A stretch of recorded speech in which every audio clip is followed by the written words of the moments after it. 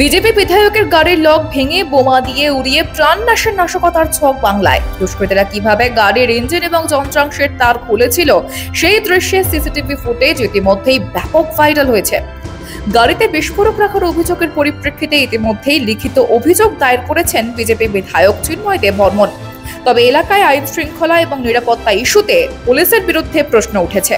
তিনি বলেন, মনে হচ্ছে যে দেখুন কোনো বিস্ফোরক জাতীয় কিছু করা, যাতে করে গাড়ি ব্লাস্ট হতে পারে বা গাড়িতে বসে থাকলে আমার প্রাণহানি হতে পারে, আমার পরিবারের প্রাণহানি হতে পারে।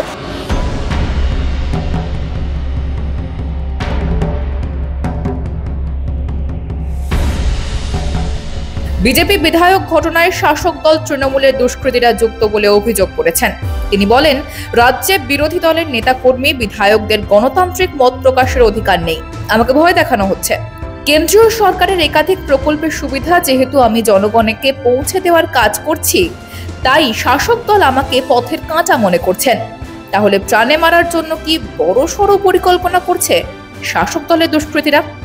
আসুন শুনে নি বিধায়ক ঠিক কি বলছেন। গাজল বিধানসভার একজন জনপ্রতিনিধি হিসেবে আমি জনগণের পাশে থাকি, জনগণের সেবায় নিযুক্ত থাকি, 24 ঘন্টা তাই করি।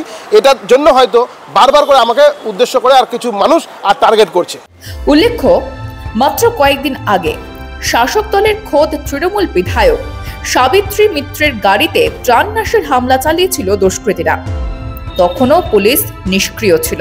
অপরদিকে এই রাজ্যের বিরোধী দলের নেতাকর্মীদের খুন, হত্যা, ধর্ষণ, বাড়িঘর ভাঙচুর, ঘরছাড়া করা সহ একাধিক নির্যাতনের ঘটনা বারবার সামনে এসেছে এবং নাম জড়িয়েছে তৃণমূল নেতা ও ঘনিষ্ঠ দুষ্কৃতীদের। এখনো ভোট পরবর্তী হিংসার মামলা কলকাতা হাইকোর্টে চলছে। তাই শাসক দল ক্ষমতা ধরে রাখতে যে সবসময় আগ্রাসী তা ওয়াকিবহাল মহল মনে করছেন।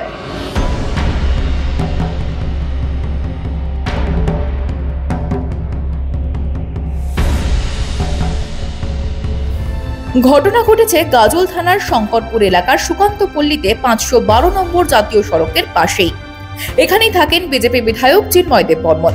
ইতিমধ্যেই তদন্ত শুরু করেছে গাজল থানার পুলিশ।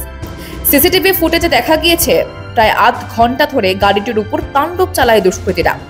তবে বিধায়ক আরও অভিযোগ করে বলেন, এটা প্রথম ঘটনা নয়, আগেও আমার বাড়িতে রাতের বেলায় তালা ভেঙে ঢোকার চেষ্টা করেছিল শাসক দলের দুষ্কৃতীরা।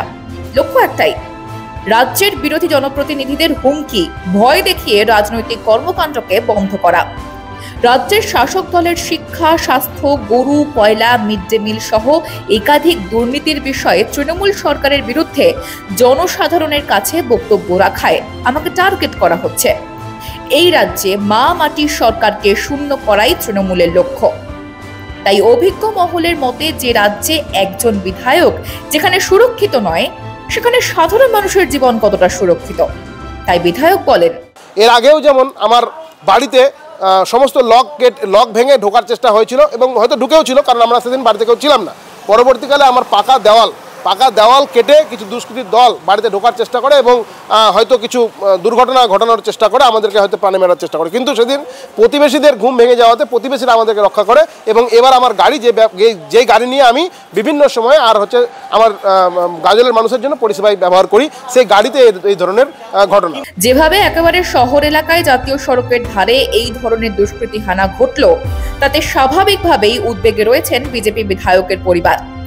অপরদিকে ঘটনায় মালদা জেলার তৃণমূল কংগ্রেসের মুখপাত্র আশিস কুন্ডু গোটা ঘটনায় তৃণমূলের সম্পর্ককে অস্বীকার করেছেন। তিনি বলেন, আপনার বাড়িতে ঘটনাটা ঘটেছে বলছেন 27 তারিখে, আর আপনি অভিযোগ দায়ের করছেন 1 তারিখে। তো অভিযোগ দায়ের করতে যদি 2 দিন টাইম নিয়ে নেন, তো পুলিশকে তো একটু টাইম দেবেন। তার মধ্যে আপনারা যদি বাংলাকে কালিমালিপ্ত করার জন্য শুধুমাত্র আমাদের দলের সমালোচনা করেন, এটা খুব দুর্ভাগ্যজনক। তবে রাজ্যের গণতান্ত্রিক পরিবেশ এবং আইন শৃঙ্খলা রক্ষা করার দায়িত্ব শাসক দলের।